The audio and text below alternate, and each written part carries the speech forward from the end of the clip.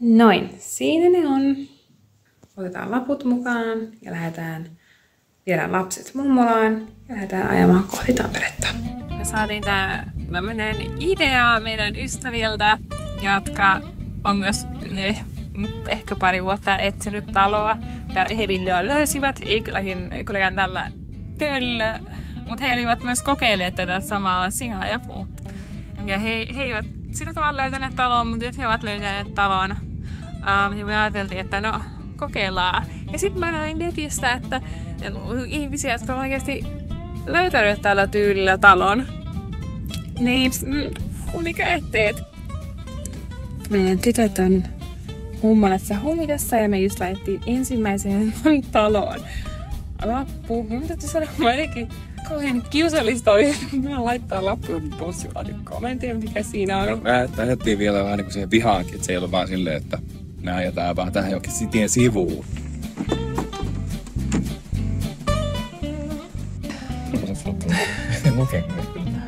Niin täällä on postilaatikkoa. En tiedä, onko se muutenkin liian iso.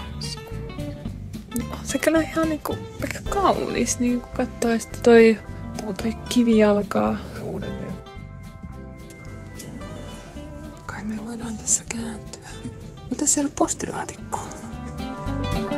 Me ollaan täällä ties missä. Ihan kiva käydä täälläkin äilemässä. Ei oo koskaan täällä oo.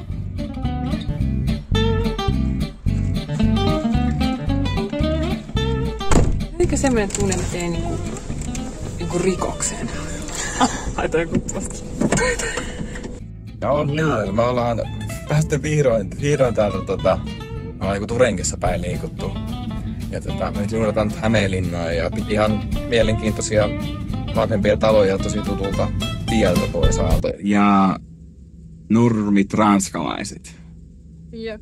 Ja sitten jos saa vielä dipin siihen, niin valkosipuli.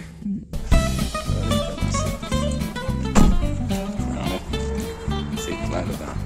Ei mainoksia, kiitos. Tää ei ole mainos, tää on kuule teidän mahdollinen tulevaisuus tässä. Joku laittoi jo viestiä, ota. Siis mitä? Oli nopeet toivo. Kiitos mielenkiinnosta kohteeseen. Olen miettinyt myyntiä 3-4 vuoden kuluttua. Tätä mallia ehkä me vasta löydetään silloin asuntoon. Joo.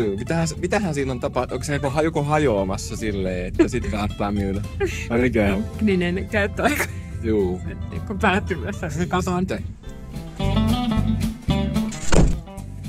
Joo, täällä oli takanapäin aika hieno pihamaa ja useampi rakennus oli tuossa päin sitten. En tiedä näkyykö tästä mitenkään.